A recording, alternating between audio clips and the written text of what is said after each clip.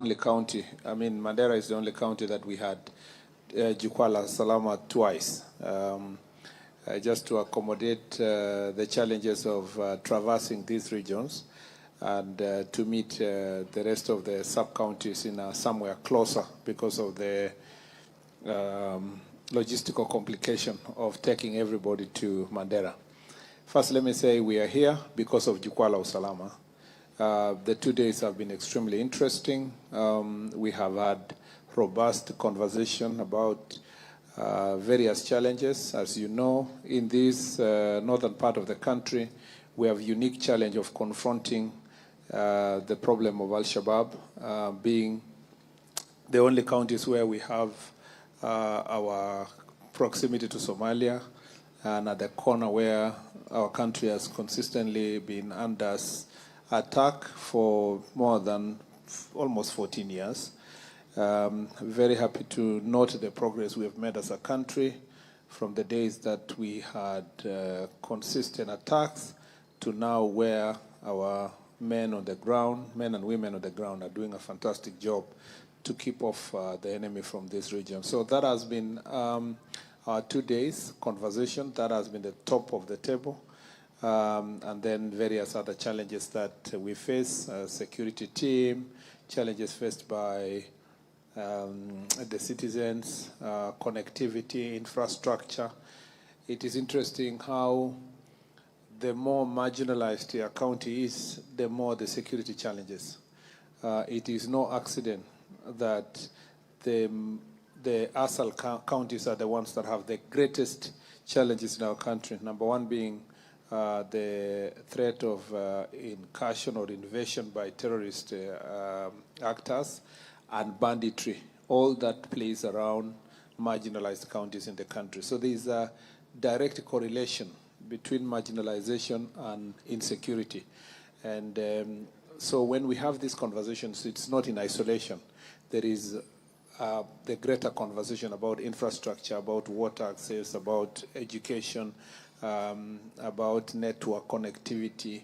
All these issues are interconnected in the conversation about security. So every conversation about security is about development, because there cannot be security where there is underdevelopment, and there cannot be development if you don't secure the place. So there is really, it is like the chicken and the egg conversation. So I'm happy tonight.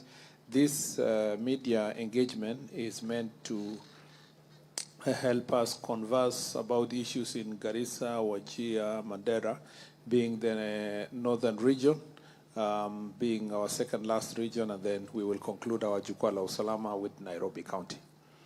Thank you. Thank you, our CS, for that elaborate brief. Now I will invite our journalist. We'll start with the local. So I'll give opportunity Mander to ask a question. Karibu Mander. Good evening again, Abwana CS. I am Mander Ado from Radio Somal. My question is, what is the government new strategies to improve security in northern Kenya? Thank you. Basically, there are two things. One, external invasion in our country. First of all, in terms of what we've been doing to deal with Al-Shabaab, there has been continued investment in modern technology, better equipment, better vehicles that can withstand IEDs, reorganization of the officers to work together in a multi-agency form, equipping them, increasing our, giving them more aerial support, investing in more technology, including drones. This has enhanced our capacity to neutralize the threat that we continuously face from our neighboring country. Of course, you know that Kenya made a decision in 2011 to go into Somalia and try to deal with the problem inside there. That has led to a fairly pacified Somalia with a government in place, although it has its own challenges. So it's our consistent responsibility to engage that government from a multilateral perspective, especially through the Horn of Africa, through IGAD, through African Union. That continuous engagement, although the global community keeps losing concentration in supporting Somalia side. So this challenge will continue being there. But the best thing is that we have now greater buy-in by the citizens in this region, better information that we are getting. We're working with local community through the NPR. Citizens are sharing information with the security forces and so forth. Number two is that internally itself, there is a lot of work to be done to make sure that we equip our officers better. So part of the discussions today was to increase the deployment to this region of a more number of police officers, equip them with vehicles, construct more police stations, provide water points and distribution of water to these officers. To boost the morale of the officers, many of the police officers who are posted here as part of arid areas, they feel like if they overstay, it's like a punishment. So they feel their morale is down. So the IG is working on a clearer policy on deployment and time of transfers, so that some of the officers have been here for 8 years, 10 years, consistently in operational areas. That policy is going to be infused with technology so that the IG can have a view of who has been where for what period of time, and they will also firm up the time that will take to be, is it 3 to 5 years? And once someone is posted to an operational area or a frontier, then they should be taken to also other areas that has different challenges and lighter operational responsibilities, so that then their mental health is always, and so forth. So there is a lot of investment in the human resource inside here. We have also subdivided to reduce the period of time the distance that covered. We have supported the region by creating more sub-counties. Some have already been operationalized, some are yet to be operationalized. The more sub-counties we have, the more you have a county security team that will cover a shorter distance and therefore help in dealing with the security issues internally. We need to build good police stations in this region. The problem is all over the country, but we are planning to see how to work with MPs during NGCDF to make sure that you have better police stations. Access to justice also is a challenge.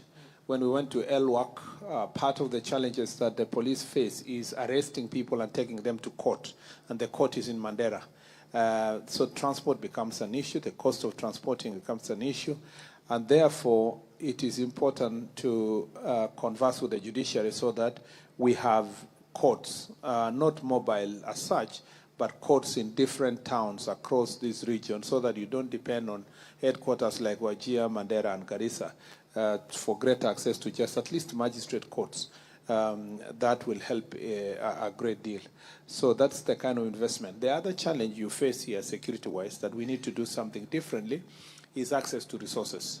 Competition between clans and communities over water and over grazing area that leads sometimes to very dangerous conflict that leads to loss of life. We are working with our department in the ministry that deals with peace building, is working with the elders to strengthen the peace structures. In the conversation today in LWAC, most of the elders were saying that there needs to be support of the county administration, the what we call national administration of the county, to be enhanced with AIE that will cover meetings and more barazas for sensitization and awareness among the communities, and to support areas where the communities have signed a peace deal. And then we help them to work together. So those are some of the few issues. And then long-term, from the government perspective, is to implement the projects that are in this region. Of course, key among them is the road. The road is from Isiolo, Modakashe, to, Abaswain, to this place, to Samatar, all the way to Elwak, Ramu, and Mandera, is extremely important. That 749 kilometers is expected that when it is complete, it is going to reduce cases of insecurity by a big margin, because response time will improve, and that planting of IEDs by the enemy along the roads will come to an end, because when it is tarmacked, it improves security. That's why we are doing everything as government to provide security to the contractors to ensure that this work goes smoothly and it's completed in good time, so that the people can benefit. This is a big deal for government. There is also plans through the Ministry of Water to support more building of dams and boreholes, especially near settlements, so that it can cover schools, police stations, towns, and all those areas. I opine that in the next drafting of the vision for Kenya, in the next, there's a debate now whether we should do Vision 2030 or another 2063 or 2060 and so forth. There's a feeling that we maybe the next vision is Kenya at 100, so a 2063 vision. That vision should be developed from now before the 2030 comes. And one of the key issues is to make these areas that were either called low potential areas to develop until these places people feel that they own their country, they are getting services in their country. If we don't do that, we will continue facing the challenges of insecurity. And key among them is the roads. If this is delivered, we need a road that helps us access, fall along the road from Mandera all the way to Marsabit,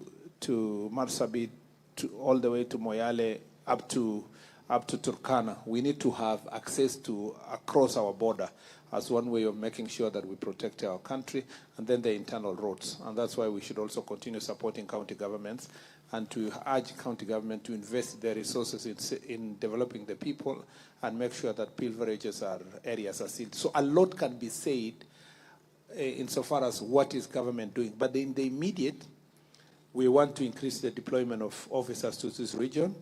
We want to move the officers that have stayed here for long to other regions. So thanks to the recruitment that is beginning next month, once those officers are recruited and they have in training, even before they graduate, the Inspector General of Police has promised the residents that then he will do a reorganization to improve the strength of the police officers here, so that for better services. Lastly, the NPR. The NPR is here. We want to make sure that we have clearer visibility of NPR wherever they are in the country. The NPR policy is being worked out. It's almost coming to an end. And where we increase NPR, we want to make sure that they're properly trained, properly kitted, and they're supported in their allowances they get in good time so that they can support the security team. Chiefs are saying that in the enforcement work, they will be better served if the NPRs who are from the locality are properly trained and properly instructed to work together with them. And in some cases, even today, they're saying that that will really improve the response time where there is an insecurity issue. But remember also that there is a dual challenge. We want to make sure that the NPR appreciate that they are police officers. They are not community officers. So we don't want a situation where when one clan is competing for pasture and water with another, the two NPRs from the two communities find themselves in that situation. And if the standing orders of the police apply to also NPR, because they are part of the National Police Service, so they must act nationally, not act at the interests of their community or their clan or family. Thank you. Thank you very much, our CS. You have really echoed the need of Northern Kenya, especially on access to justice. We have only one law court in Wajir, and we need more law courts to be open in entire sub-county. Also concerning sub-counties, Wajir is 56,000 kilometers radius, and you can just imagine access to service delivery. We need more sub-counties. Thank you very much. Now I will give an opportunity my brother Abdurrahman to ask his question. Thank you. Welcome, Abdurrahman. Thank you, Madam Halima, for that proper moderation. CS, my name is again Abdurrahman Rashid. I run a media company called ARF Media. First, this moment is a moment of historic. It marks the first history media engagement with members of the fourth estate based here in Wajir, with a man with powerful dockets, Internal Security Minister. So we thank you for this interview. And my question is all about cross-border trade and security.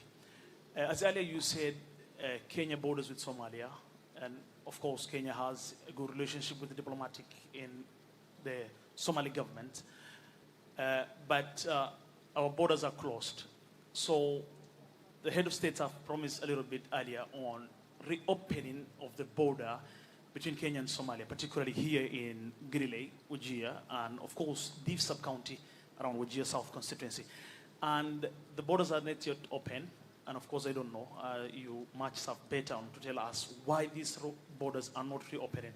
And of course, as a region, we could benefit a lot once this border could be open in terms of trade, that is a legitimate trade by Nasias, and of course, other businesses, and of course, insecurity issues could be go down. So what are the Kenyan strategy? What is the Kenyan strategy to reopen this border between Wajir and Somalia? Thank you.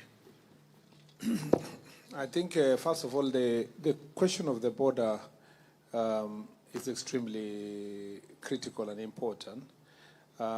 First of all, we are facing problems of smuggling of goods and contrabands coming to the country, and there is no mechanism for clear visibility of what is happening in some of the places, except where, of course, our security officers are always manning these areas. But still, to be honest, and in all reality, still goods come in, you know, still drugs come in. We still have problems of contrabands coming in and so forth. So the assessment, the only reason why these borders are not properly open now is a security issue. But we have good diplomatic relations with Somalia, of course. But you see, since they are rebuilding their country, they are still facing many challenges in terms of providing clear immigration services and border control services as a country. If the world had supported Somalia to the extent that they have proper hold of the entire country with greater coordination with the regional governments and then better border control services, it could be very easy to do so. But the other challenge that we have, of course, is the security challenge. You don't want to find yourself in a situation where, as a result of the border poorly manned, without support on the other side, that it becomes a weak point for us to get in persons who are not supposed to come and go out. And this is not a problem for Wajir only. It's Mandera. It is also Garissa. It's the whole network, the whole line itself up to Lamu, Kiunga.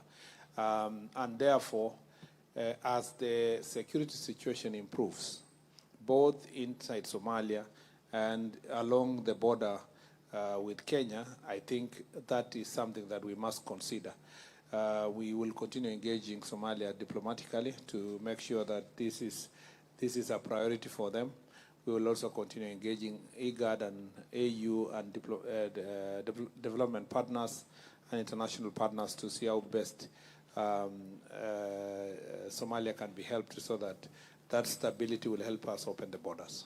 So otherwise, there's a potential for immense proper trade, except that now you have to weigh it against the prevailing security situations on the other side. Thank you very much. Our CS will give opportunity now to Quresha to ask question. Quresha, welcome. Thank you so much, Halima. Once again, my name is Quresha Ali, and I ask, cross-border attack is a major concern, of course. What measures are being taken to secure the Kenya-Somalia border? Thank you. Maybe I will, Quresh, thank you very much. I might have to repeat myself on some of the things that we have said, but basically we have enhanced the number of areas that we are giving coverage. So there are more presence of our officers on the ground in various areas based on multi-agency. We have better technology. We are continuing to invest in better equipment. We are also getting more anti-personnel carriers and mine-resistant, vehicles that helps us to deal with that situation in that region. That investment under what is called modernization program was established by the president when he came to office, and it has really improved the quality of the equipment that our officers have. Working with the various departments of government, Treasury, Parliament, we will continue appropriating resources to make sure that we equip our officers, make it stronger. We want also to make sure that the key thing is our presence. Our presence is extremely important, even as we engage now to Somalia government to see how best they can cover that part of the country, both the national and regional government, to also deal with the threat of Al-Shabaab on their own side. As I said earlier, the more we develop our country, the more the citizens here will play a critical role in dealing with also this threat. So long term, we must invest in our country, infrastructure, roads, education, health, and all these other facilities are going to make everybody be a proper stakeholder in national security. Thank you very much, our CS. I will give now an opportunity to Suleiman, to ask his question, if you have any question, before we go to national media houses. Karibu, Suleiman. And thank you, Bwana CS, and welcome again. And Bwana CS, as you know, human rights is enshrined in the Constitution, the 4th chapter, and the citizens, the first right that every individual or every citizen must enjoy is the right to live. And if you don't get or have the right to live, all your life is taken, then you cannot enjoy the rest of the rights that a person should have. And Bwana CS, as you know that, and we have a lot of abductions or forced disappearance in the country. And as we speak now, in Wajir County, a public servant, Mr. Hussein Abdurrahman, Huduma Center Manager, is missing for 2 months. I think this is the 2nd month he is nowhere to be seen or found.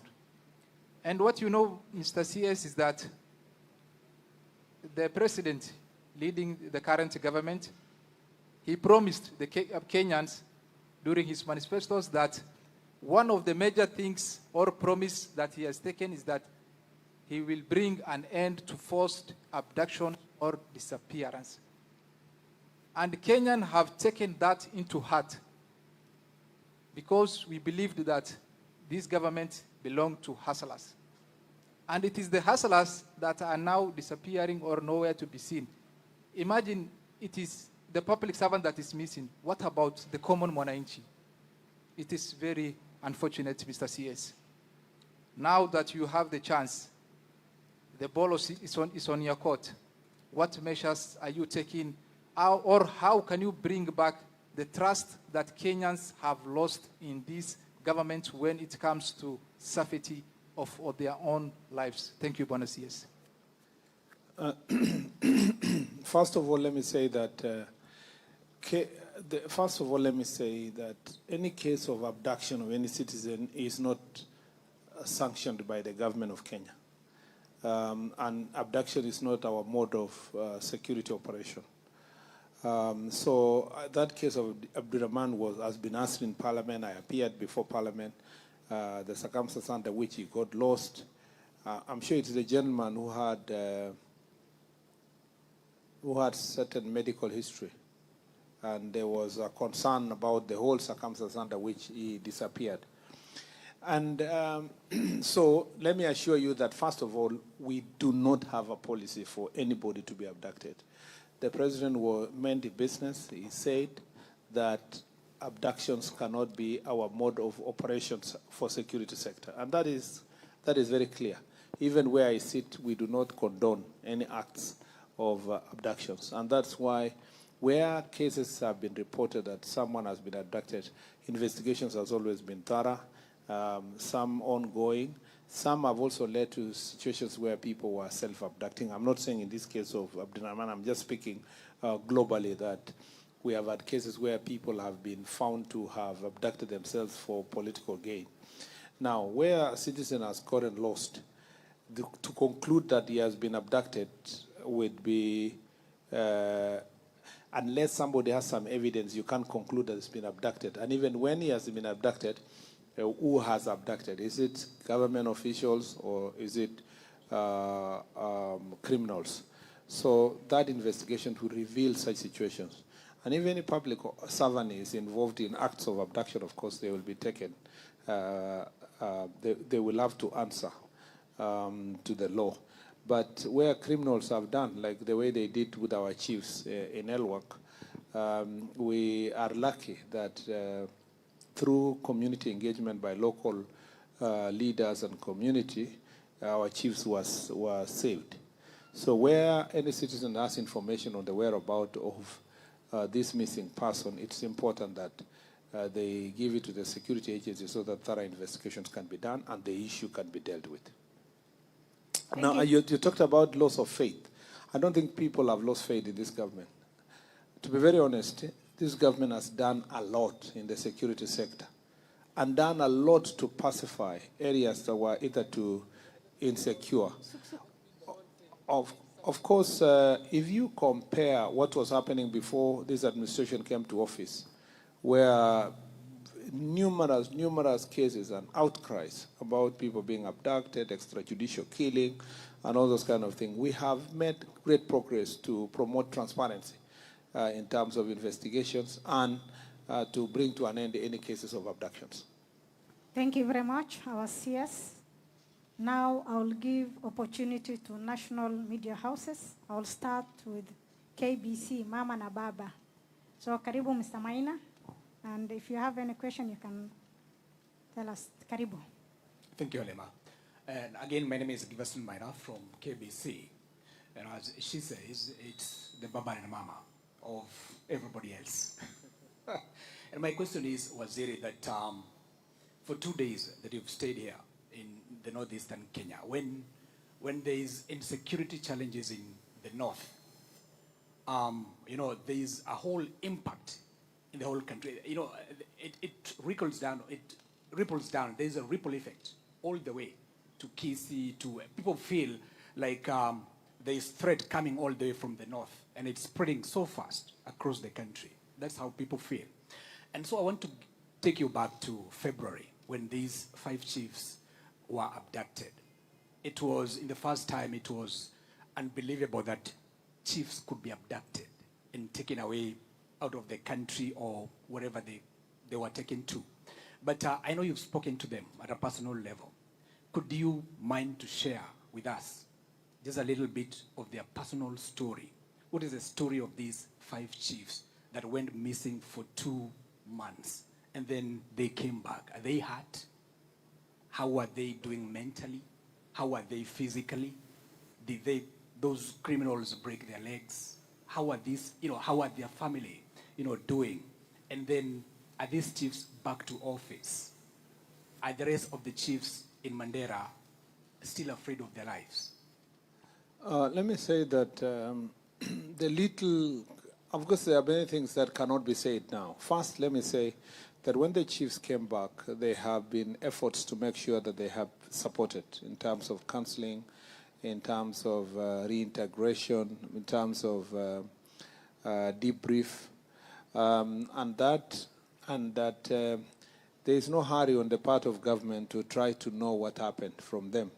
I think let that process move slowly, Of course, relevant officers have been engaging them to see how best they can be supported.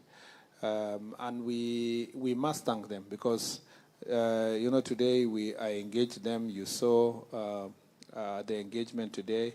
2 of those chiefs have since retired, and then 3 are still in office.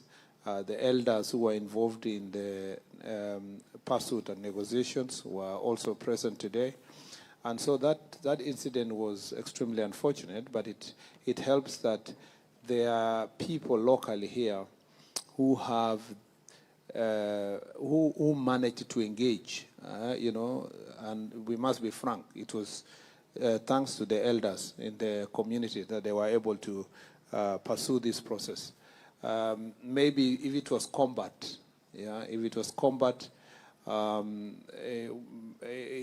maybe the story would have been different. But because the elders, you know, many Kenyans never appreciate and understand the context of which we are operating here, to appreciate that this boundary is not scientific, it is political. It was just put by colonial government. So the dynamics between us and our neighbors in terms of clans, knowing each other, families and so forth, is just the same way in Namanga between the Maasais in Namanga and the ones in the other side. In Busia, you know, the families from the Samias on this side and the ones on the side of Uganda, or the Teso in Kenya and Teso in Uganda, or the Sabaot in Kenya and Sabaot in Uganda, or the Pokots in Kenya and Pokot in Uganda. Those dynamics play a very important role when you are dealing with local challenges that are in the place. And that really, in this situation, played a positive role in trying to salvage, to protect our officers.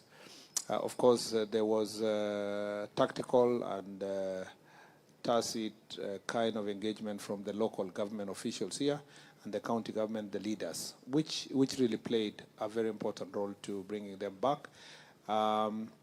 You know, what is our dream as a country? The questions that every Kenyan should ask themselves, how is this situation going to unfold in the next 30 years? You know, what is our best dream? Our best dream is that Somalia gets organized. You know, they put this militia group into, you know, reintegrate them to their society so that we go back to the old normal life where families on both sides can engage, business, trade can happen. He had asked the question about, you know, border opening and so forth. If it was not for this threat of Al-Shabaab, across the place, both families are there. We are not in a hurry to try to know so much about them. There is time. These are serving chiefs. They are going for training. We want to continue to retrain them and continue supporting them. And we are very happy that they are alive and they came back home. Again, some Kenyans who do not know where El-Wak is, they need to be guided to Google that it is that corner before the other sharp corner in the map of Kenya. Because, and they should know that, you know, the town in the El-Wak is just next door is you know, a settlement and a small shopping center next to the place. So people are all over the place. And also, not everybody across the board is an Al-Shabaab. There is also people going about their business who are in Somalia, citizens who are going about, and they are praying like us. They hope that there can be order also in that side so that they can go about their business. And those are the people who are very instrumental in helping our security, our elders to get back our chiefs to come back home. Maybe. Do you know why I went into detail to this question? Because there are some ignorant people, yeah, who rarely leave their home state. Yeah, maybe they have been in Mandela for the first time when they held a very high office for one day in an urban area. So in his head, because the chiefs were saved, it must be that Kipchumba has contacts with some Al-Shabaab.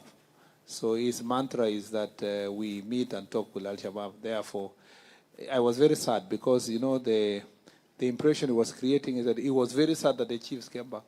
Because when he was asked, how do you know that the minister engages Al-Shabaab, he said, but because they talked and the chiefs came back.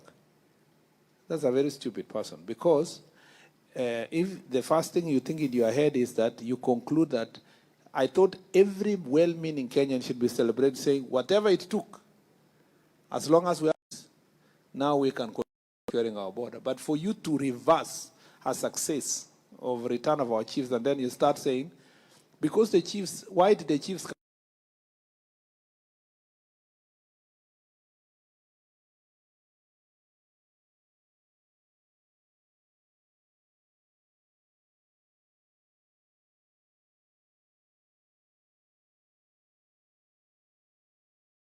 national interest, and when there is national interest, the conversation should be towards a united.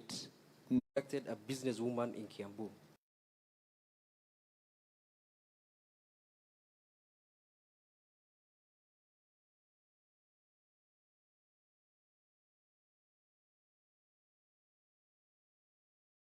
And it was stolen by police while inside Maseno police. It was restored as an exhibit. The final question is, Lawyer Mbobu, murder in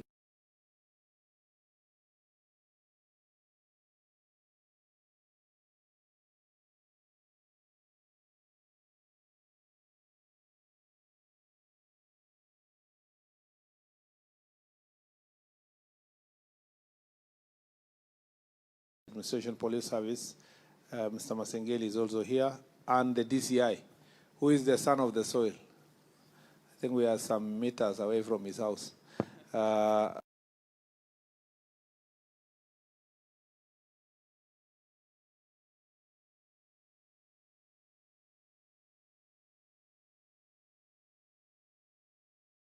will give him the mic. But let me first say that we have acknowledged to punish those who involve themselves in criminal.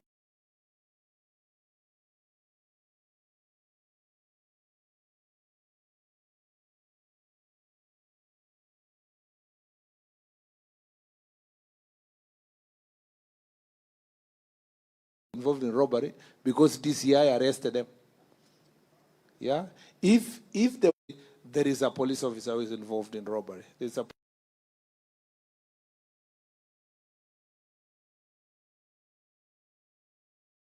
those officers are sacked, they are taken to court, they take personal responsibility, and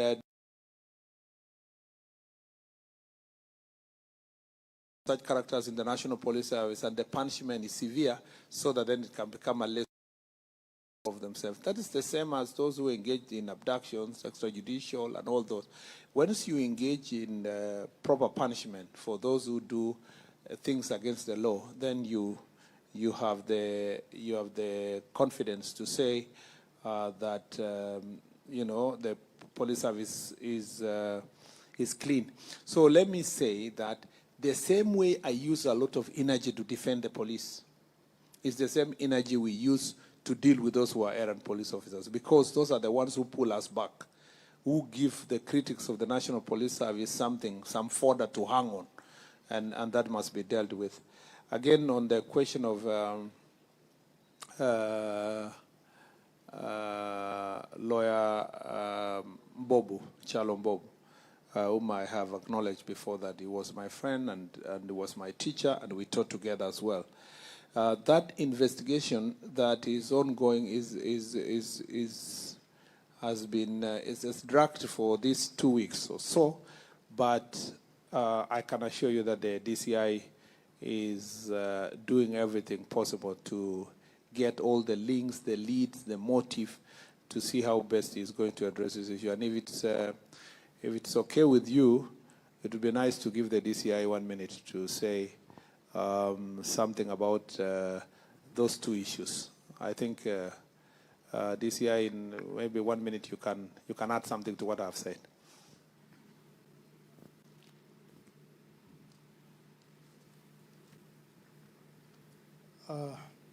Thank you very much, sir. I would like, first of all, to comment on the question relating to enforced disappearances and abductions. Like the CS has said, as a country and as officers of the National Police Service, we don't have any policy on issues of abductions and enforced disappearances. We respect the constitutional rights of our citizens and their freedoms, and that is very well enshrined in our constitutions. As relates to the issue of the Huduma employee who disappeared, we have exhaustively investigated the matter, and we're still continuing with our investigations. And in as much as the matter is before the High Court and the Senate. I would like to assure Kenyans that we are on top of that investigation. We were able to retrace the movement of the missing person. We were able to interview the family members and the colleagues. And we have so far not established any evidence whatsoever of abduction or enforced disappearance. Unfortunately, it has become fashionable to describe anything these days as an abduction or an enforced disappearance. Even in situations where police officers conduct legitimate arrests, even in obvious situations of missing persons, they are always labeled as enforced disappearances and abductions. And I think that is a mentality we need to discourage as a country. So the matter of the missing Huduma employee is still open to investigations. I'm not saying that we are ruling out any enforced disappearances. I'm not saying that we are ruling out any abductions, but so far we have not established any evidence, any iota of evidence relating to his enforced disappearance. So on the matter of police officers engaged in robberies with violence, the matter has been very well prosecuted by the CS, and I may not have anything much to add to. Suffice to say for the fact that as regards the Maseno matter, we have already identified the officers involved in the theft of that exhibit vehicle, and this morning we were in discussion with ODPP so that the officers can be prosecuted for that offense.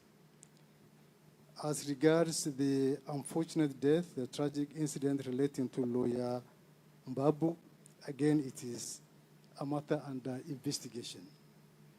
The other day before I came here, I engaged the media and updated them on the status of our investigations. And just like all other murder incidents, we are keen to fast track and to make sure that all the perpetrators are apprehended as quickly as possible. And immediately that's done, we are going to share the same with the members of the public and fellow Kenyans. Thank you.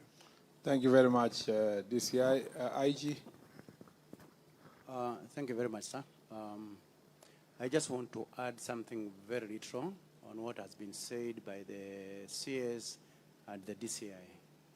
That number one, there's no policy for abduction, but police carry out legitimate arrests where someone has committed an offense.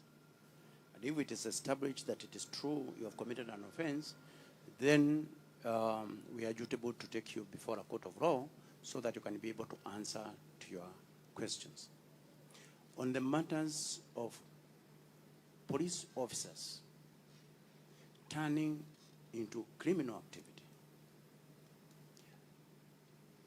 as the CS has said, let me make it very clear that we have some very good police officers.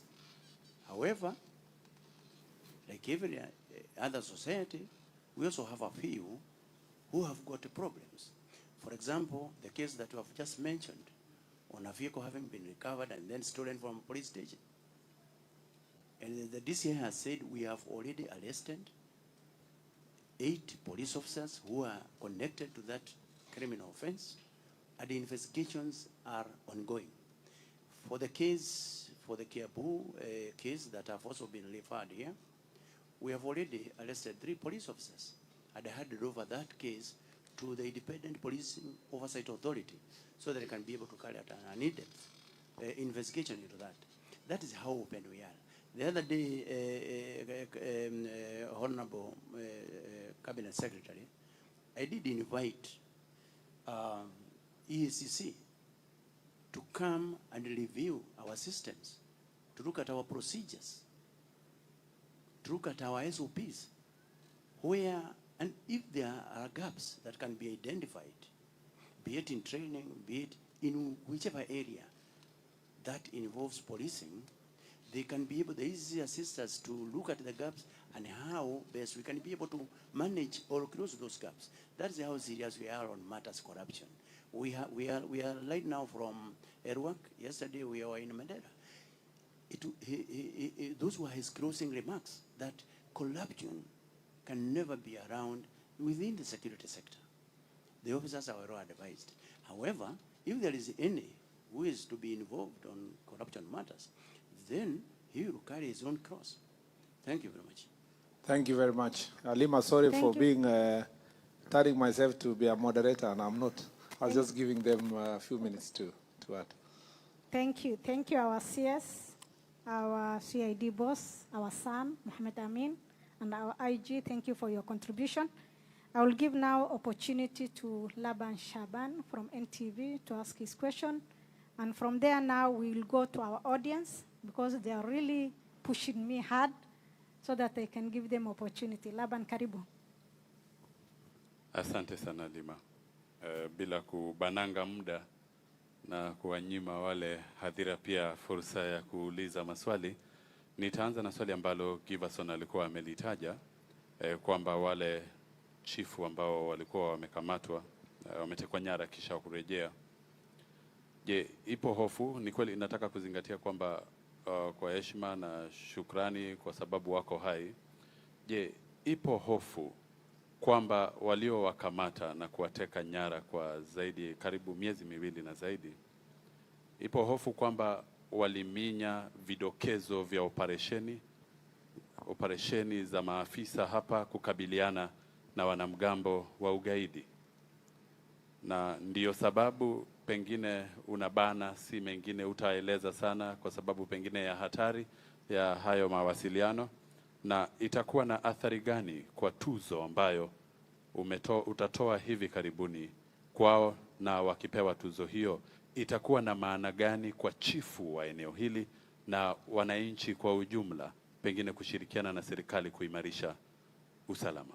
Ya pili ni katika utathmini wa miaka mitatu wa utawala wa Rais William Ruto, imebainika kwamba mashambulizi ya wanamgambo wa ugaidi yameshuka, lakini kinachoonekana kikiwa juu ni kwamba athari imekuwa kubwa sana. Ukiangalia katika maafa, idadi ya maafa imepanda, na uharibifu wa miundo msingi kama ya mawasiliano, pengine kutibua operesheni ya serikali kukabiliana na hatari hizo.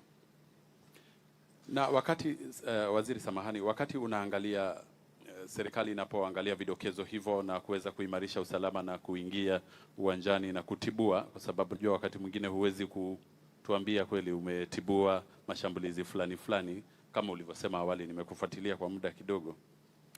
Je, ina maana kwamba wakati serikali imeimarisha juhudi zake za kukabiliana na ugaidi, pia hawa wanamgambo pia wanaimarisha mashambulizi yao, na kwamba serikali ipo nyuma yao? Kila wakati serikali iko nyuma yao, wanaenda wapi na vitu kama hivyo, na wakati wanamteka nyara pengine afisa ambaye ndio uwepo wa serikali mashinani, inakuwa ni hofu kubwa kidogo kama wamerudi. Je, mawasiliano bado yapo? Na swali langu la jingine, naomba mnipe muda tu kidogo niulize hili swali. Umezungumza si mara moja kwamba mashirika mbalimbali ya serikali, viongozi wanashirikiana ili kuimarisha usalama. Manake wanavyosema Waswahili, kijinga na kijinga ndipo moto uwakapo. Na nitagusia swala la Mandera na BP1 kama alivyosema gavana wa Mandera Aden, kwamba hapo awali alisema kwamba wapo maafisa wa kijeshi kutoka Jubaland wameingia. Na aliposema hilo, kauli ambayo ilifuata kwako ni kwamba hamna mambo kama hayo. Na kama ni mashirika ambayo yanashirikiana, je, kuna unyongofu katika ushirikiano huo? Kama gavana ambaye ni wa eneo hilo anasema hili, alafu serikali ya kitaifa inasema hili. Mafunzo ya chifu ni swala ambalo umelitaja waziri, ukasema machifu NPR wanakosa kuwa na ujuzi na taaluma mbalimbali. Je, inatuonesha kwamba kuna udhaifu pale, na serikali imekosea wapi kukuwa na maafisa ambao hawajapata mafunzo? Na katika hali hiyo pengine ndio sababu kunakuwa na hatari mashinani. Swali la mwisho ni kuhusu mwanahabari wa Standard Collins Kweyu, alikuwa amekamatwa Ijumaa na kuzuiliwa katika kituo cha polisi cha Central kwamba anafuatilia habari kuhusu jaji ambaye anasemekana kwamba amechukua hongo. Ni madai, lakini kwa sababu ya kesi fulani ya shamba kule Trans Nzoia upande wa Kitale. Ningependa kujua uchunguzi huo unakwenda wapi na nini serikali inafanya. Asante sana. Asante sana Bwana Laban Shaban. Kwa maswali yako mengi ulikuwa unalenga tu kutafuta penye serikali imekosea. Sasa yote unasema serikali imekosea wapi? Hakuna mahali serikali imekosea. Kwanza ni vizuri umesema vizuri kwamba tangu serikali hii kuje katika ofisi kumepungua ile attacks yenye inatokana na wakaidi kutoka huko Somalia. Na singependa kusema kwa sababu sio serikali hii ama serikali iliyopita. Nadhani kwamba tangu 2017 hapo kukuja mbele hadi sasa kumekuwa na gradual process ya kupungua kwa hizo attacks. So kwa hivyo hata serikali iliyopita iling'ang'ana kujaribu kudhibiti shida yenye tulikuwa nayo. Sisi ambao tulitumika na Rais Uhuru katika serikali hiyo ya Jubilee, tungependa kusema kwamba wakati tulikuwa mula ya kwanza ilikuwa ni shida sana. Na ilibainika kwamba shida moja ilikuwa ni kwamba kila moja tulikuwa kama ile jengo la Babeli. Kila idara ya serikali ilikuwa inafanya kazi kivyake. Ndio uliona 2016-17 hii multi-agency approach ikawekwa msingi zaidi. Na ili tumefanya na ikaendelea kuboreshwa. Ndio unaona by the time ilikuwa inafika 2022 kuna progress. Hata wakati Rais Uhuru alikuwa na retire tulikuwa tumefanya progress kubwa katika idara ya security kwa sababu ya kufanya kazi pamoja. Ile serikali hii imefanya ni ile inaitwa modernization program. Hiyo modernization program imesaidia sana kuhakikisha kwamba afisa wetu ambao wanashughulika wamepewa uwezo ya kiteknolojia na uwezo ya kujilinda, ikiwa pamoja na ile magari na silaha ambayo inawawezesha kuwa mbele ya adui zaidi kwa ile kazi ambayo wanafanya. Na unaona imeboresha hiyo kazi. Pia maafisa ambao wako wameendelea kuwa trained kwa njia tofauti tofauti na wameweza pia kuelewana na kusaidiana na wananchi.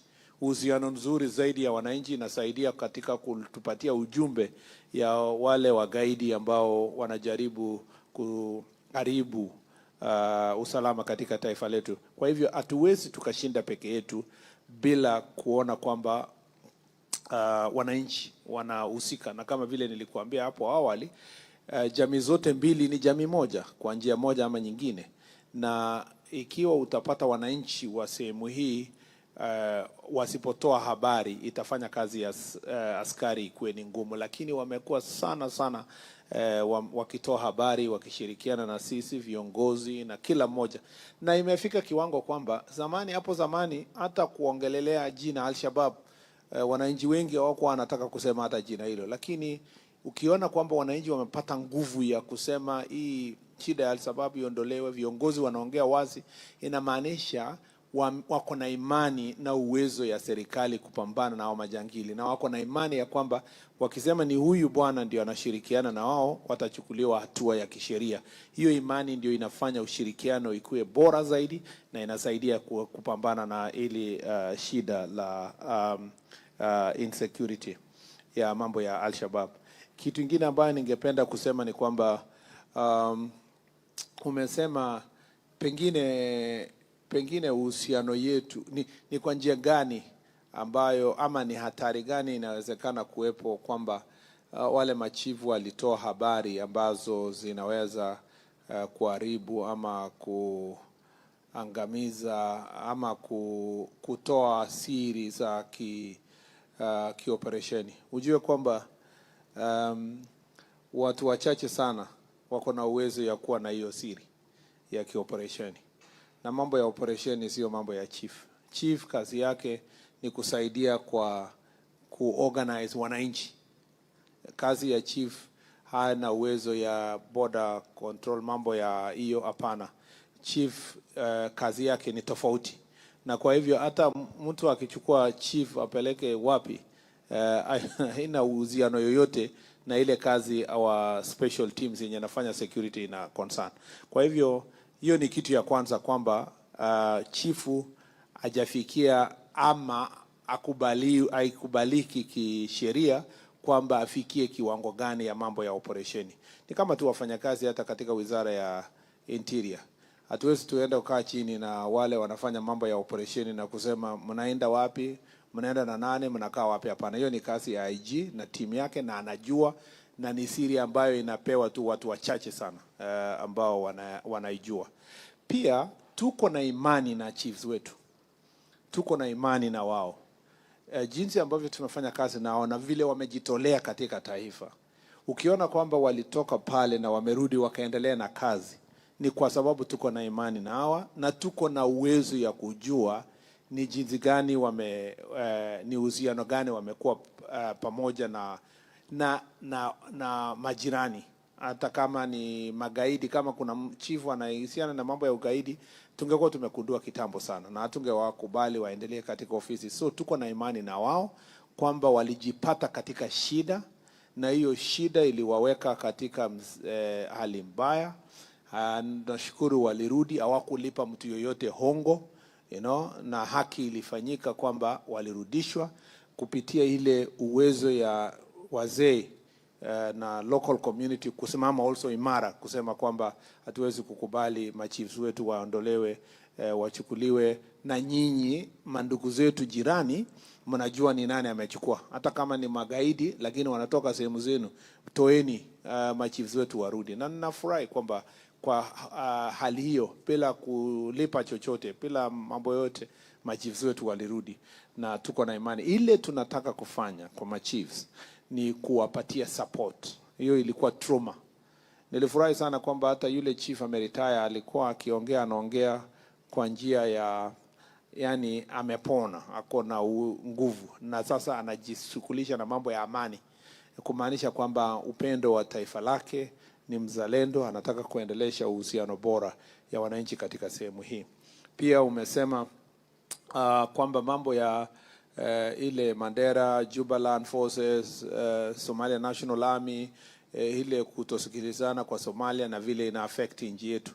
Unajua kwanza kwamba Shaban, kama tungekuwa na wakati jana, ingekuwa ni vizuri, ama ni vizuri wa Kenya waende wapike picha, wajiulize Somalia ni wapi na Kenya ni wapi kwa Mandera.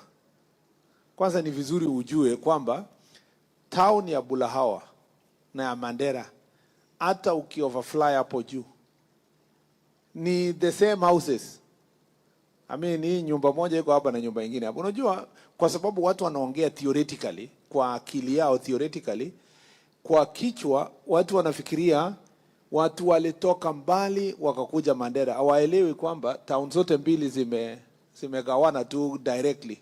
Unaweza ongelesha mtu mwenye ako pande, umsalimie, muongee, ni kama kwamba mko the same place. Hakuna wall imejengwa ati kuna mnara mkubwa sana yenye inagawa sisi. Kwa hivyo wakati kuna shida kwa upande wa jirani, na jirani ndio huyu tu ako kama penye huko na mimi niko hapa, utafika border point 1 usimame hapa, Shaban usimame hapa, wewe useme uko Somalia, mimi niko Kenya. Iwapo mko na shida kati ya serikali ya huko na regional government na nini, hiyo impact ni direct, kwa sababu ni border, ni hapa. Unaiona hata waziwazi inaingia, kwa sababu unasema kwa nini watu wakikosana kwa hapa, ile impact ya hiyo kukosana inafikia hapa, na hata mtu akisukumwa hivi anaweza anguka kwa upande ya Kenya. So you need, hiyo inafaa kuingia kichwa ya watu kwanza, ndio waelewe why wale walikuwa na lalamika, viongozi walalamika, governor nani, ni kwa sababu ya hii proximity ya nchi. Na tuwezi kusema mtoke Somalia, kwa sababu mtoke karibu na sisi, because hiyo ni nchi yao, hapo ndio wanaishi.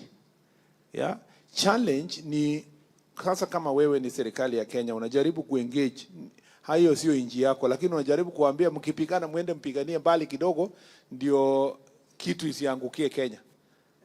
You know, how do you engage in that situation? So it's a complex issue that is not like some of those people wako tu kwa villages zao wanafikiria ni hivyo tu, ni kwamba. So wakati unakisikia Wakenya wakisema kuna forces wamefika Kenya, si lazima wakuwa wamekanyaga Kenya. Wakiona tu ndio hii imekaribia kwa boda, hiyo wasiwasi inawatia, inapatia uoga wanafunzi wenye wako shule, inapatia uoga watu walikuwa kwa market, kwa sababu wanaona hii kupigana ya hii watu karibu na kwetu inaweza jifikisha ifike nyumbani, ndio inaleta wasiwasi. That is why technically hawajafika Kenya, but the impact imefika Kenya, ndio inapatia wananchi wasiwasi. Sasa zingine pia wale ambao wameumia wanatorokea Kenya. Ukweli ya mambo ni kwamba watu kwa Somalia wakiumia, hata wengine wanakimbizwa hospitali Mandera, you know, kwa sababu na wewe sema haya wewe mwende mtibu ama ukufe kama usiingie hospitali. Hao ni binadamu, hao ni ndugu zetu, hao tuko na uhusiano nzuri. So hizo challenges sio vitu ya kwenda kufanyia siasa kwa rallies, kwa sababu ni security technical challenges. Lakini kwa sure wa Kenya, shida ya Kenya sio Somali National Army. Shida ya Kenya sio Jubaland Forces. Atupigane na Somali National Army, atupigane na Jubaland Forces. Somali National Army hawana interest ya kuumiza Mkenya. Jubaland Forces hawana interest ya shida yetu ni moja, ni Al-Shabaab. Hiyo ndio lazima tuweke akili yetu kusema our energy is to deal with the security problem where it is, not to deal with, not to worry so much about, our worry about the other difference and conflict is long term because we want Somalia to become safe. But it is not an immediate threat to our republic. The immediate threat to this nation is Al-Shabaab. It's not Jubaland Forces. It's not Somalia National Army. That is their local conflict. The conflict we are facing is because of Al-Shabaab. And therefore, let's not divert attention. The attention that many people want to divert to us to go to solve the local challenges in the other side, we are not going to buy into that. And that's why when we tell people we are safe, we are safe. And we continue encouraging that Somalia becomes safe so that people can move further away. The last question you had asked was about training. Training is continuous, but some of our chiefs have not been trained for many years. So what we did in this government is that even our police officers, many police officers leave Kikanje training and then they don't, many years before they get trained. Now, why is training missing in Kenya for public servants? It's because the budget. Every time we have pressure on our budget, the budget for training is removed. Now, thank God for Jukwaa La Usalama. Officers are speaking publicly about their problem. They're talking about a series of problems of fuel. Yeah, they're struggling with their problems of, they're openly talking about problems of fuel. They're openly talking about training problems. They are talking openly. So because these issues are being raised in Jukwaa La Usalama, and because we did not go for Jukwaa La Usalama as a talk show, we must solve these problems. And how do you solve it? We had to go back, negotiate with Treasury, negotiate with Parliament to get money for training. And that's why you see we are training all the chiefs. By the end of this year, they will have gone through mandatory basic training on their work. That's why the police have restored the training. In fact, the IG has renovated one of the training centers in Western just the other day. Regional training facilities are being renovated, police officers to have workshops. The other day, the IG invited me to go and close OCS's conference where they went for refresher course, and most of the OCSs went there for a week. They came back and said, this is what we have been looking for. So we, as part of revitalizing our security sector, we want our officers to go through these trainings to get into latest technology, knowledge, and so forth. On the question of Collins, let me say that I listened to Collins myself being interviewed in one of the channels online or by one of the media houses online or wherever. And it was very clear he wasn't blaming government, he wasn't blaming police, he wasn't blaming anything. I think the complainant was related to a different dispute out there that somebody implicated him on the issue of a judge, and another person was asking money, someone returned my money, and so forth.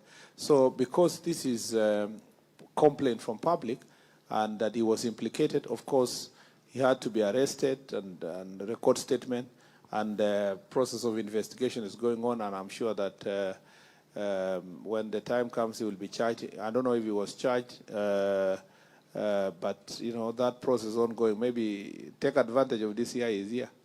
He should be able to tell you. But you know, the police service cannot get a complaint from public, and then they just go, they fail to investigate or to arrest or to charge. And I think working together with DPP, that should be the situation. Maybe in 1 minute, DCI again. I think that's exactly the situation. Collins was arrested on the basis of a complaint filed against him in Bogori. I really will not want to dwell on who was the complainant, because that does not guide our investigations. The social status of a person does not guide our investigation. Any citizen, any person who lodges a complaint, we are duly bound to make sure that that investigation, that matter is investigated very properly. Following the arrest of Collins, that matter was brought to my attention by my officers. And since he's a person who is well known, he was not a flight risk, he's a person who fixed aboard and he knows where he works. I directed my officers to release him as we continue building the evidence against him. The matter is still under active investigation, and if there's any evidence of culpability on his side, of course, after discussing with ODPP, then appropriate action will be taken against him. Thank you. Thank you, Alima. Thank you very much. Hashim has a burning issue concerning the chiefs. Before we go to the audience, Hashim, just a minute, please. Bwana CS, kuhusiana na masuala ya machifu, jana ukiwa Mandera sema ya kwamba uamuzi wa kuwapa machifu mabunduki ulichochea hilo swala. Pengine unaweza tuambia kwamba maafisa wa serikali ama maafisa wa polisi wameshindwa na kazi yao? Asante sana. Ndio, ni swali nzuri. Tuliposema kwamba machifu watapewa bunduki, hatukusema machifu watakuwa polisi. Hapana. Kuna Firearm Licensing Board ambayo iko, wacha nianze kwanza kwa kusema jukumu la serikali kulinda wananchi kupitia idara ya police service ni lazima kwa wananchi wote na wafanyikazi wote wa serikali. Na tayari wananchi na maofisa wa serikali wanalinda kila mmoja kwa sehemu hii na kwa sehemu zingine za Kenya. Lakini kumekuwa pia na ya pili ni kwamba kusema hiyo jukumu nilishasema hapo awali, kwa hii northern part of the country tunaongeza namba ya polisi. IG na National Police Service ili establish National Government Administrative Police Unit yenye itasaidia administrators wetu kufanya enforcement. Itakuwa ni independent unit commanded by a police officer but available for complaints. Ile kazi zenye administrators wanafanya itapatia support. Vile tu tuko na polisi wenye wanasaidia Ministry of Mining, polisi wenye wanasaidia the other ministries, tumeestablish also ya kusaidia administrators, especially chiefs wengi wanaumizwa wakienda kufanya enforcement mambo ya pombe, when they are trying to solve community conflicts in the middle ya katikati hapo, kama hakuna security wanaumizwa. Wakati wanafanya mambo ya baraza ya kuhamasisha watu kwa mambo fulani, saa zingine furugu inatokea, wanaumizwa. Saa zingine watu tu wanakasirika na serikali, na kwa sababu the only officer ya serikali kwa sehemu hiyo wanafanya maandamano yao, wanaenda kuchoma kwa chief, especially watu ya pombe na mambo mengine. Kwa hivyo chiefs tutawapatia that National Government Administrative Unit, which is plan yenye inaendelea kusonga mbele. Lakini kuna aina sehemu mbili ambayo chiefs wanasikia kwamba maisha yao iko hatarini. Sehemu za banditry, kwa sababu wanaishi kwa community. Remember, engao polisi wako Kenya, hawezi kuwa kwa nyumba ya kila chief na assistant chief na kila mmoja hivyo. Kuna watu watasikia kwa mwili yao kwamba watachungika zaidi wakikuwa na firearm. Na sio chief peke yake. Civilians wengi, lawyers, doctors, engineers, members of parliament, MCAs, kuna a number of them wakipitia ile procedure inakubalika kwa sheria, wanapata bunduki under what is firearm licensing board. Sasa wanakuwa vetted, wanapata. Na tuko na Wakenya wengi, wewe unajua kwamba kuna Wakenya wengi ambao wameapply firearm na wana abide by the rules ya firearm. Hiyo ndio nilikuwa nasema. Ni vizuri kuwaelezea Wakenya. Sio kubadilisha polisi wakuwe part of, chiefs kuwa part of police, hapana. Kuna machiefs kadhaa wamejitokeza. Aswa wacha niongelelee Kerio Valley. Wakati bandits walikuwa wanaambia chiefs, kwa sababu wewe ndio unapeana information kwa serikali, nitakukujia usiku. Kuna machiefs ambao wali apply for firearm, wakuwe na firearm. Na sisi tuna recommend kwa firearm licensing board kwamba muangalie after vetting yote, procedures yote, please musaidie our chiefs. Na a few chiefs walipewa. Uzuri haitangazwi, kwa sababu mambo ya firearm sio kitu ya kutangazia kwa watu. Wacha ni watangazie. Unajua mimi niko na bunduki, mjichunge. Hiyo ni siri ya mwenye ameapply na vile atatumia. Hata our chiefs wenye mimi unasikia natangaza, sio hata tutaita baraza. Hatuwezi kwenda kuita baraza kusema haya chiefs pangeni laini chukua bunduki, hapana. Ni private security assessment ku protect your chief kama anahitaji. Leo kwa mkutano kwa LWAC, chiefs wengi walisema itatosha kama tutapata NPR wakuwe na bunduki. Itatusaidia kufanya pora NPR kwa hiyo area wako na bunduki, tutashirikiana na hawa kufanya ile enforcement tunafanya. Si lazima tupewe kila mmoja bunduki. Pengine ile ripoti vile nimesema ilienda ni kama kwamba tutapeleka sasa chiefs wote kwa kikanjo ama APTC waende wapigishwe mambo ya bunduki, shooting nini, ndio sasa tayari sasa wakuwe kama askari huko mbele. Hapana, that's not what we mean. Inategemea threat ya personal threat. Hata saa hizi wabunge wengine wako na bunduki, wengine hana, wengi hawana, wachache wako nayo. Na wenye wana apply wanasema my life is under danger, ninapambana na goons, ama kuna mtu amenitishia maisha, ama ninapitia njia zenye ziko na banditry, I will improve my security kama nitapewa bunduki. So it's important to clarify hiyo maneno vile inafaa. Thank you very much, our CS, for that elaborate. We are live from Wajir with the CS, together with the media fraternity. Those who are listening us through the radio, also those who are watching us from online, please give us your comment, question. We'll give you also an opportunity. Now we'll go to our audience, the journalists, the members of the state. Who has the mic? Yeah. Check.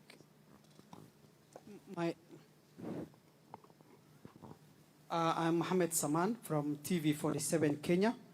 Bona CS, yesterday you requested the Kenyans to fuel the police vehicles. Does this mean that your ministry does not have adequate funding? My second question is, why do we have administrative differences between the Inspector General of Police and the National Police Service Commission, the NPSC?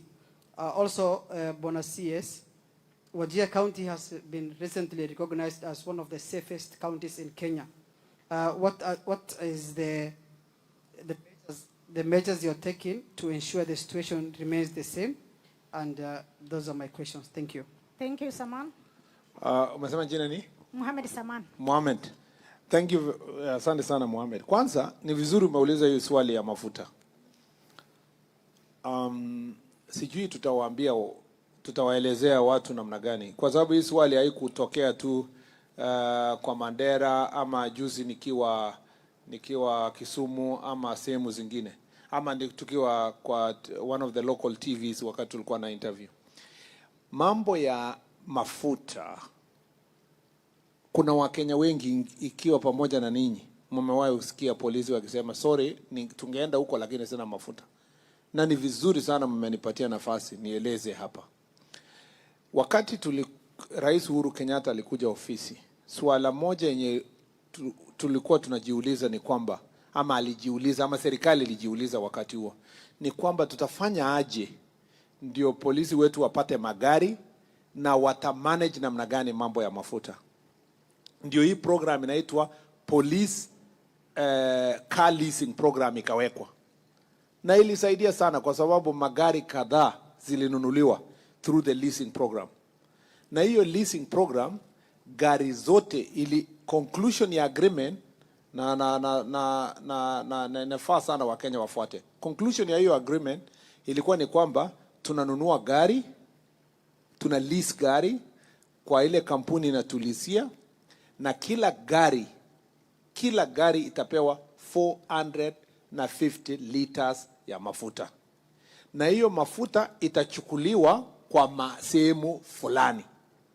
Kama ni ya mafuta ya hapa Wajir, inachukuliwa hapa Wajir town. Okay?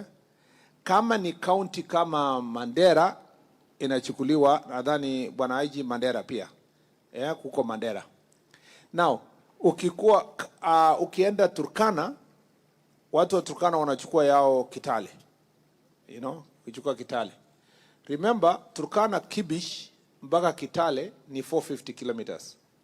Na ukuje uchukue na uende ni karibu 1000 kilomita 1000 na umejaza mafuta 450 liters. So hiyo ndio the agreement iliwekwa. So Jukwaa la Usalama, nini ilifanyika kwa Jukwaa la Usalama? Katika Jukwaa la Usalama, polisi wamesema mafuta uisha kwa kaunti zingine between tarehe 18 na tarehe 20. Kwa hapa niliambiwa inaisha kwa some place inaisha tarehe 10. Tarehe 10 inachukua tu 10 days kwa sababu ya distance. Ukienda tu operation moja na urudi, ukipeleka, in fact yenye inamalizia mafuta polisi ni kwamba wanachukua gari wapeleke maabusu kwa kotini. Wakipeleka tu moja kutoka Elwak mpaka Mandera, kurudi mafuta imeisha. Hata hajaenda operation, amepeleka tu mtu kotini. So hiyo challenge iko na wamevumilia over time. Ni nini imefanya hiyo challenge kuwe more serious hizi?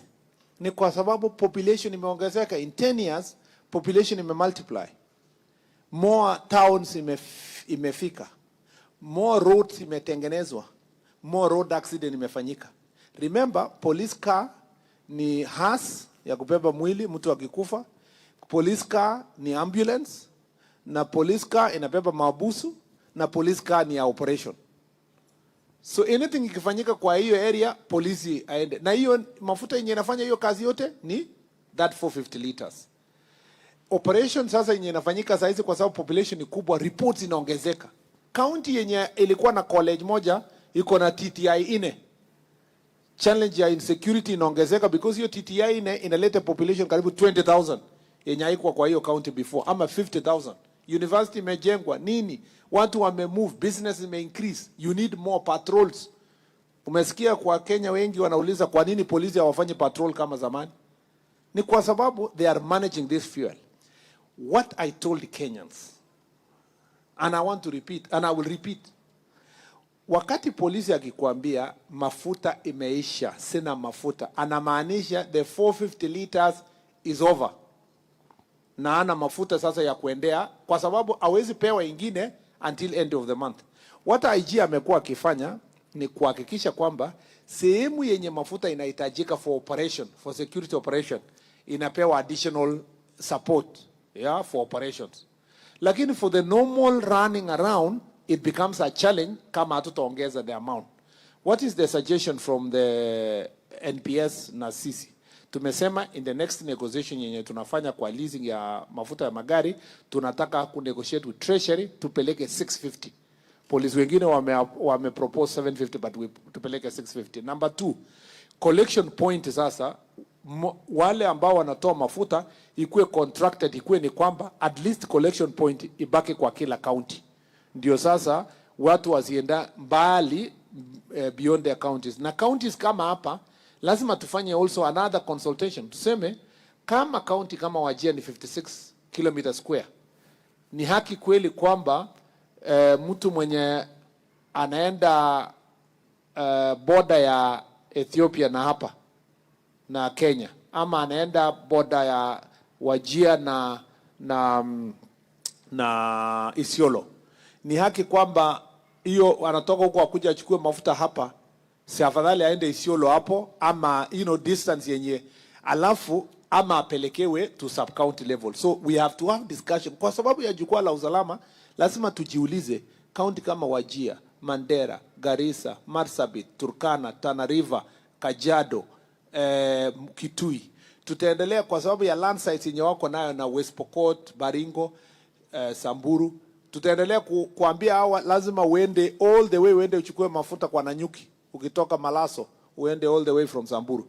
That is the conversation. Lakini kwa sababu kuna watu wako na cheap, yani conditions ya maini yao, kila kitu yenye polisi akisema ni corruption. The good thing about Jukwaa La Usalama, imelete democratization, an open discussion about the state of our security and security support. Kitu ambayo ilikuwa inafichwa zamani kusema hiyo ni siri, msiongelele. Now we are having a very good discussion across the country kuhusu fuel. The problem only, kuna watu very simplistic. Askari waliposema kwamba mtuongezee mafuta, kwa kijao wanasema ati wanauliza hongo. Please, for a moment, especially kama wewe ulienda shule mpaka unaenda kununua gazeti, unaenda kuandika gazeti, for a moment listen. Don't, this attitude of know it all. I saw some newspapers putting me in headline, others writing opinions, even some of my friends whom I know that they are really revered as very great journalists. Why can't they just engage kidogo? Hata uite OCS bili tatu ulize, na hii kitu ya mafuta mnasema nini? And then you're right. But because we have a know-it-all attitude, we have condemned police officers are corrupt. So therefore, they cannot even say simple facts about fuel allocation and the structure that we have. Thankfully, we have a solution for it. And the solution is to enhance the fuel. So if you find yourself in a situation, my brother, where police officer anakuambia, kweli niko na gari, lakini niko na mafuta allocation imeisha, don't always condition in your mind kwamba this is corruption. It is the real operational challenges that police are facing. And if you want to support, nobody will say you must support. No. The police officers can park the vehicle and wait for the next allocation next month. But practically speaking, what some county governments have been doing is to support the police outrightly and say, for whatever fuel allocation we have here, for the remaining days, as we wait for IG to respond to all over the country, let's give you some fuel to continue operation. And that cooperation has been great. Some business people, some Kenyans have been willing to do what they need to do. Now, what is funny is that people are telling me, oh, it's okay, we can support the police to build for them police station. We can support the police to ensure that we buy for them motor vehicle.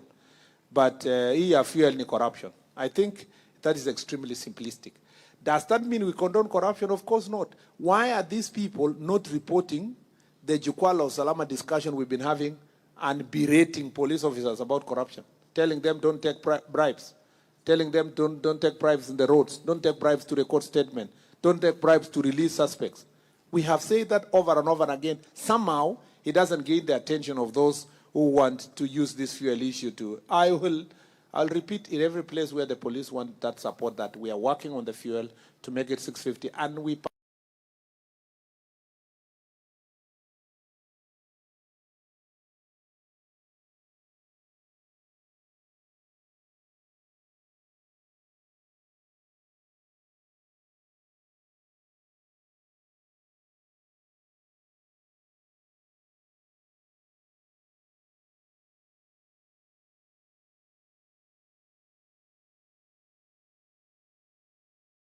problem of corruption. That now you give an officer mafuta kusema hii ni ya gari, you never know kama ataweka gari ama hataweka. Yeah. So that's why there was this listing that if you get the 450, so that then it is standardized. So it was a middle ground, but we can now improve the allocation. Thank you. Thank you, our CS. I can see Abdul Fattah is already. Sorry, Wajir is safe, very safe. Thank you. Yeah? Thank you. No. One of the safest counties in the country is Wajir, yeah. And Kenyans should be able to come. You can see what we are doing here. Very good investment, good hotels, good business. Fantastic. And we will continue working hard to make sure that it remains safe. Yes, Abdul Fattah. Jambo, Bwana CS Kipchumba Murkomen. Karibu county ya Wajir, county 008. Kwa majina naitwa Abdulfatah Ismail kutoka Bayan TV, which is an online TV station based here in Wajir. Niko na swali moja. Kwa miaka mingi Wakenya wamekuwa wakilalamika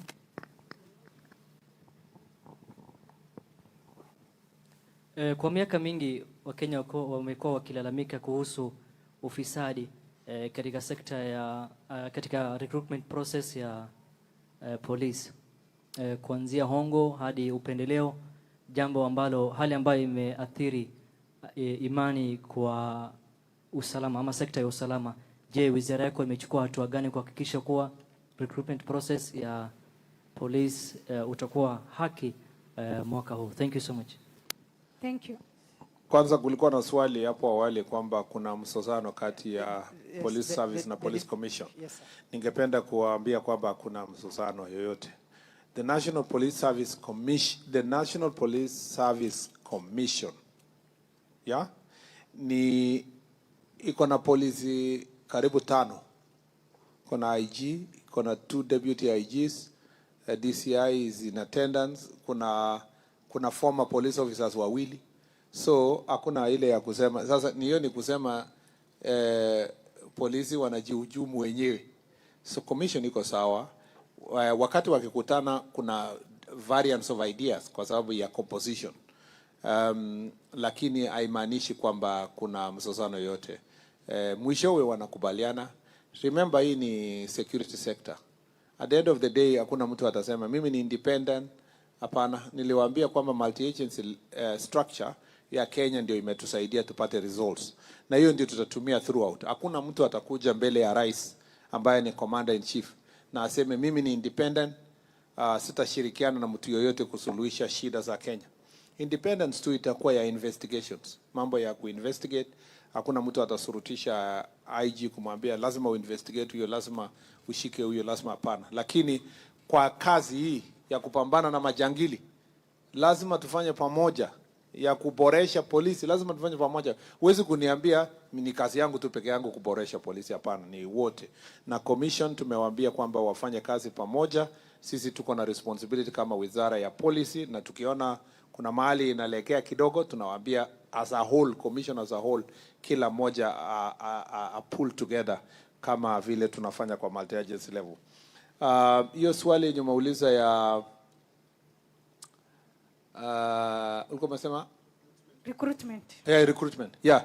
Ndio sasa inaleta hiyo, ndio ilikuwa inasemekana kuna mvurutano. Hatuna mvurutano. Na ukikuja kwa recruitment, National Police Service Commission and the National Police Service are working together kuhakikisha kwamba ile process itakuwa transparent. Mtapewa mwelekeo wakati wa wote nao, kwa sababu walikuwa namalizia jinsi ambavyo kulikuwa na proposal kwamba watu kwanza wa apply mapema online, lakini bunge pamoja na Wakenya wengine especially from marginalized areas walisema hiyo itaumiza watu ambao wako marginalized areas, kwa sababu ukisema shortlisting itafanyiwa online Nairobi, by the time unafika ground hapa mtu mwenye haku apply online na haku na internet anafika sasa, anafikiria amekuja recruitment, anaambiwa jina yako haiko, hatafikiria kwamba kuna rigging imefanywa huko mbele. So moja wepo ya kufanya ikue wazi ni kuhakikisha kwamba the recruitment imefanyika openly kwa ground hapo, na tulisisitiza from the ministry, niliambia commission kwamba as a policy direction mambo ya recruitment iishe by saa 10, na iishie hapo uwanja, na hakuna kitu ya kuambia watu sasa usiku kujeni for medical, kwa sababu hapo ndio ukora inafanyika. Pesa inalipwa usiku, inabadilishwa. Tumesema pia lazima kuwe na observers wanaangalia all the processes na ikuwe transparent, mpaka ina explain kwamba huyu amepata kwa sababu huyu amepata namna hiyo. Pia naomba wananchi msijue kwamba Mr. X anatembea na pesa mtaka kununua na mnanyamaza. Fichua hiyo habari kwa DCI, tangaza kwa mtandao. Si Wakenya mmejua, mna record mtu mwenye anapeana pesa, tangaza Wakenya waone. Sema kwa recruitment center ya Wajir West kulikuwa na jamaa fulani anaitwa so and so amebeba pesa, anataka kulipa polisi ama anataka kulipa recruiting officer, ndio anunulie so and so, ambaye hakuwa kwa laini, hakukimbia, hakuwa tested. Kuna vitu inabalansiwa, kuna divisions zitabalansiwa, regions zitabalansiwa, but eventually wale wote lazima waende through a process yenye iko transparent na inajulikana kwa Wakenya, kwa sababu mtu mmoja akifungiwa nje kwa makosa anaweza enda kotini na ako na haki, na sisi tutaki ifike hapo. Sisi tunataka kulinda wanyonge, kwa sababu hata hawana pesa ya kwenda kotini. Mtu maskini hana hata pesa ya hata anajui mahali anaenda kucomplain. So tunataka hiyo njia ikuwe transparent. Hiyo kazi itafanywa tayari, imetangazwa kwa siku 5, na ninaomba Wakenya wajitokeze kwa wingi, na ile procedure yenye itafanya ikuwe transparent itatangazwa na National Police Service and the Commission together in a number of days, so that kila mtu ajue itaenda kwa njia gani. Thank you. Thank you, our CS. Yes, Suleiman. We give now only 2 people, then we go to online. Thank you. Welcome, Bwana Waziri. My name is Suleiman Abdikadir, journalist with the Kalsan Media, an online digital media. So my first question is the issue of there's an issue of human trafficking that is so rampant and deep-rooted here in Wajir County. What is the Interior Ministry or the security of this country? What is the government doing about that issue? The second question, there is this trend, or let me put it as the disrespectful manner of disrespecting our flags. What is the government doing in safeguarding the sanctity of these national symbols? Thank you. Asante sana. Nitakuwa brief kwa sababu najua uko na pressure ya time. Kwanza, kwa hii shida ya human trafficking haitafanywa na serikali peke yake. Remember, wale wengi wanasema wanaenda safari ya kwenda kutafuta kazi, ambao especially kwa sehemu hii wanaambia wazazi yao ati wanaenda kutafuta kazi, lakini wanapita barabara kuingia Ethiopia, kuzunguka hiyo njia, na wanajipata huko Libya. Ni vizuri kwamba wazazi na jamii wakuwe waangalifu sana kwa watoto wao. Lazima tujitokeze na tutoe habari. Mtoto akikwambia kwamba amepata kazi Europe na anatembea kwa mguu anaingia Ethiopia, ujue kwamba hiyo ni utapeli. Pia our chiefs tuambie leo wakuwe waangalifu katika locations zao, kumake sure kwamba wale actors wenye wanajiingiza kwa mambo haya lazima yashughulikiwe. Kuna wengine pia wanatapeliwa na agencies ambao wanajifanya au wana recruit watu kwa kazi. Hiyo investigation inaenda, kuna cases ambayo nimeona DCI anashughulikia, watu ambao wamepotea na wengine wanahadaliwa. Nimewahi kuulizwa maswali haya kwa bunge na nimeenda kujibu kadri ya vile IG alitupatia ripoti ambazo zinaendelea. So trafficking ya watu in the name of kazi, in the name of education, na wanajipata Libya, alafu ransom inaulizwa. Na unajua watu wengi wakisikia watoto wao wanasema wamepata kazi, wanafikiria ni siri, hata waambie jirani, hata waulizi chief confirm to me hii kazi ni ya ukweli ama, kwa sababu wanafikiria wamepata kazi ya siri, wanataka kuepa ati sasa utajiri imenifikia, sitaki mtu mwingine asikie. Kwa ni vizuri kufuata zile njia, na njia mwafaka ni kuhakikisha kwamba wale wote ambao wanataka kusafiri wachukue ujumbe kwa ofisi ya diaspora hapa Kenya, kwa ofisi ya mambo ya employment, National Employment Authority, watafute support ya local administration, kianza chief na assistant chief. Si kwamba watu wajitokeze kwa siri katika mambo haya. Kwa mambo ya disrespecting our flag, niliona jana kwa mtandao kwamba baada ya mchezo ya mpira kuna watu ambao walikuwa na disrespect bendera ya Kenya, na niliambiwa na Inspector General kwamba ofisi yake ilikuwa inaangalia kupitia ofisi ya DCI kuangalia ni kina nani na ilikuwa kwa minajili gani, na uvunjaji wa sheria ambao umefanyika watafanya nini. Kwa sababu tutawacha hiyo iende kwa ile process ya kisheria ionwe kwanza. Lazima kuna sheria ya kutosha ya National Flags and Emblems Act ambayo inasema jinsi ambavyo bendera inafaa kuheshimiwa na vile ya kutumia, na wale kama utamishuse bendera ya Kenya consequences ni njia gani, na hiyo sheria itafuata mkondo wake. Thank you very much. We'll give the last to the audience, one person. Jamal, I can see your hands is up. Any person can go if ready. Okay, assalamu alaikum. Alaikum salam. Bwana Waziri, welcome to the safest county in Kenya. And my question is only one.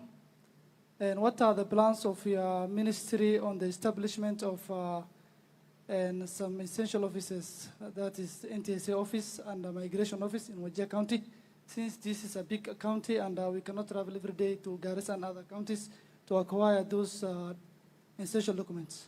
Thank you. Thank you very much. Kwanza, Wajir is safe.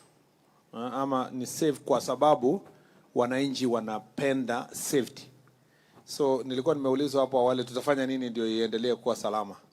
Pia kama wananchi tujiulize tufanye nini ndio Wajir yetu iendelee kuwa salama. Tukue waangalifu. Tukue tayari kupasha habari kwa polisi kwa mambo ambayo haswa ukiona kwamba there are suspicious characters katika sehemu yetu ya Kenya. Tupambane na mambo ya ukoo, vita ya kupigania maji, nyasi na mambo ya ukoo. Tukifanya hivyo, Wajir itaendelea kupata sifa ya kuwa one of the safest county in the country kama vile mmesema, na nakubaliana na wewe kabisa kwamba hiyo ndio kitu ya maana. Umeuliza mambo ya NTSA office and migration. Huduma Center. Mambo ya NTSA kwa sehemu nyingi tulienda kwa Jukwaa La Usalama. Wananchi wanasema kwamba ile Huduma Center iko katika kila county, iongeze pia huduma inayohusikana na yale yanatoka kwa NTSA. NTSA specifically inafaa tuhakikishe kwamba hiyo Huduma Center na tutapasha habari, na ndajua kesho katika Jukwaa La Usalama also watu watauliza, tutapasha habari kwa NTSA kwamba services zao mingi ya driving license na renewal ya magari na mambo yoyote yanafaa kuletwa kwa Huduma Center, ikuwe part of the services tunapata kwa Huduma Center. Ile ya immigration tutafanya assessment. Tayari tuko na ofisi ya region kwa Garissa. Lazima pia tutaangalia kama itafika kiwango kwamba hiyo ya region haitoshi, tunaweza kuleta ikuje sehemu hii. Barabara ikiundwa hivi karibuni, region itakuwa karibu, lakini bado itakuwa ni kilomita mingi. Lazima tufanye assessment kuhakikisha pengine itakuwa ni bora kuleta ofisi nyingine hapa Wajir, na ni vizuri vile umekuwa mmoja ya wale wameitisha hiyo services. Assessment itafanywa na ikifika kiwango yenye itakuwa tayari tunaweza leta pia immigration services ikuje katika Wajir County. Thank you very much. Tuko kwa Jukwaa La Usalama na ningependa Wakenya wote wadumishe salama. Naona mikono zimekuwa mingi, lakini kabla turudi kwa audience, naenda online. We have questions from online. Please be patient. Isa Kaile is asking, how is the ministry strengthening collaboration between security agents and local community, including elders, religious leaders, and youth to prevent radicalization and violence extremism? Also, Hashim Abu Salman is asking, there is an emerging issue in Wajir whereby petrol stations have been targeted by thugs who have been released from jails in different parts of this country, and they have been going around in all petrol stations, stealing money, breaking their safes. As a CS, now that you're in Wajir, how will you assure and how will you curb this insecurity that is targeting the business community, especially the petrol stations doing business in Wajir? There's also a question on the flag. That one you have answered. And I think also the online you have had the CS on those who are disrespecting our flag. Also, Meli Edwin is asking, how comes a police officer can be transferred from Turkana to Wasingishu, then to Garissa in 7 months? Where is the morality? We'll answer those 3 questions, then we'll go back to our panelists. Thank you. Kwa mambo ya radicalization involving local community, religious leaders, nilikuwa nimesema hapo awali kwamba tuko na department ya peace building katika wizara, tutahakikisha kwamba tuna strengthen kidogo, na pia wa officers wamekuwa kiuliza AI ikuwe enhanced, especially sub-county security committees and the county security committee, yenye itawawezesha kufanya engagement na community na engagement and the leaders. Pia tuna policy yenye tumemalizia ya mambo ya village elders. Tunataka kuona village elders watakuwa facilitated namna gani, na airtime na some small allowance, kuona ile kazi wanatufanyia watusaidie aswa kwa hizi sehemu za northern part of the country. Kazi ya elders is almost as important as having a chief and assistant chief. They have played a very critical role. If there is a place yenye inatupush sana kufikiria mambo ya elders, ni sehemu hizi, kwa sababu ya ile kujitolea na kazi yenye ambayo wanafanya. Pia tuko na department ya polisi ambayo inahusikana na mambo ya radicalization. Wakishajua kwamba mtu fulani amekuwa exposed to radical ideas, kuna njia ambayo anapelekwa. Na pia tunataka ku strengthen services ya counseling na mambo mengine ambayo yanafaa kusaidia wale ambao wamepitia kama hizo changamoto. Na kwa hivyo kuna our security team kwa multi agency level wako na plan ya anti radicalization, especially kwa sehemu hii yenye tuko na operation ya mambo ya border. Ya pili ni hiyo mambo ya kutarget police stations. I think tutajadiliana kesho kwa Jukwaa La Usalama aswa asubuhi. So bwana IG yako hapa, you take note of hiyo swali. Ndio kesho asubuhi wakati tutakutana na county security team, watatuelezea vizuri ni strategy gani. Ikumbuke kwamba hatujafanya Jukwaa La Usalama ya Wajir, tutafanya kesho asubuhi, na IG ata note your question na ndajibu kwa forum kesho wakati tutakuwa kwa county forum. In detail ni nini hiyo wanataka petrol station, na kwa nini hatujafanya kazi kama askari wetu ama security team ya Wajir, tunafanya nini kuhakikisha haya yameshughulikiwa. Hii transfer ya polisi kutoka Turkana amekuja Uasin Gishu na amerudi kuja sehemu hii. Hiyo ndio nilikuwa nasema hapo awali kwamba thanks to Jukwaa La Usalama, IG ataweka policy in place na tutafanya pamoja, kwa sababu policy directions ni kazi ya ofisi yangu. Tunataka kuhakikisha kwamba work pamoja on the policy ya transfer yenye itakuwa fair. Mtu atoki Turkana kwa 7 months ako hapa na ako pale. In fact, officers wengi ya ngao walisema kwamba hata wenye wanatembea na watoto yao wanachanganyikiwa, kwa sababu unataka kutoka mtoto kwa shule aende shule and so forth. Lazima ikue in a proper way. Na kwa hivyo hiyo itashughulikiwa na IG kuhakikisha kwamba transfer imekuwa fair na policy directions itatolewa. We are short of time, and we have reached the end of our show, Jukwaa La Usalama, Wajir County. Now, we are very thankful to our CS for visiting Wajir and Northern Kenya in order to have dialogue with the community, in order to safeguard the security of this country. So most welcome as you stay until tomorrow and have dialogue with our community. We'll really appreciate, and we would like you to come back again to have the same dialogue so that we can continue with the security of this country and strengthen our border, because Wajir borders with the 2 countries, that is Ethiopia and Somalia. So we have porous borders, and we really appreciate your efforts. So come back again and enjoy our milk and meat. Karibuni. Thank you. Thank you. Allow me to say thank you very much, Alima, for good moderation, the journalists from this region, the one from the national level. I always really feel very gratified that such an event can happen in frontier counties, and I hope that we can do more and more of this. One of my interviews, we did it in Turkana, and I was very excited about it. I'm very happy about this one here in Wajir. I look forward to coming back so that we can assess. Jukwaa La Usalama say this, 6 months down the line, how much have we achieved?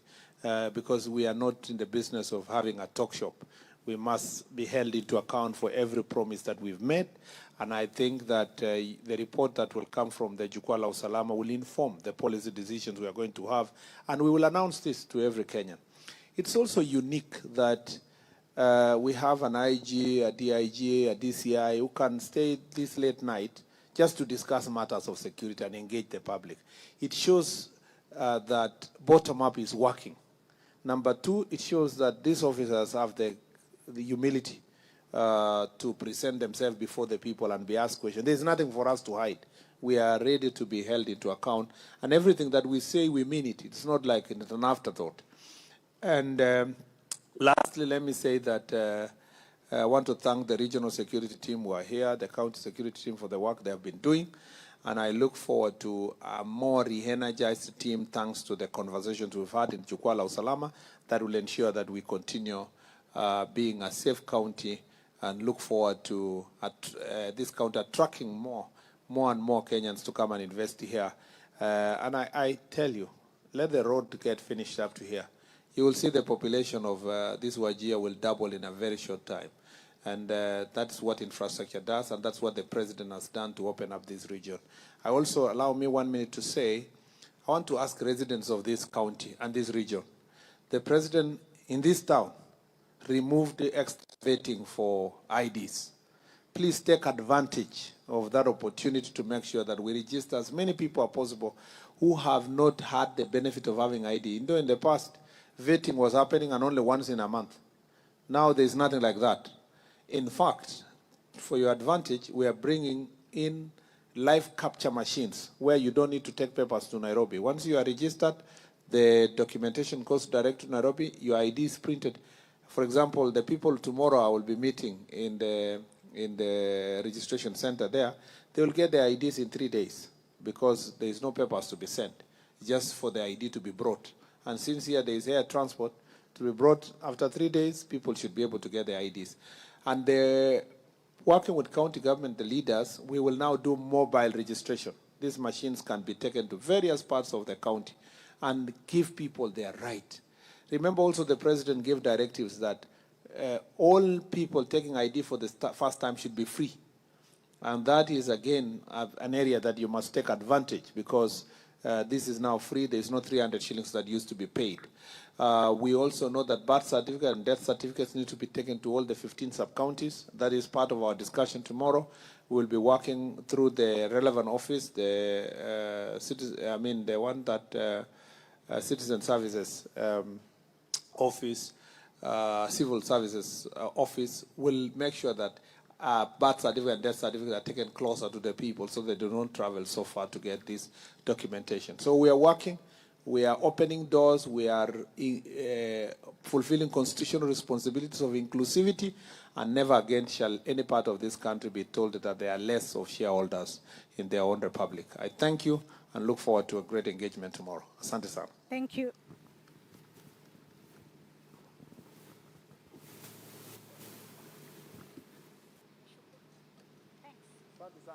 Thank you very much. Thank you. Yeah,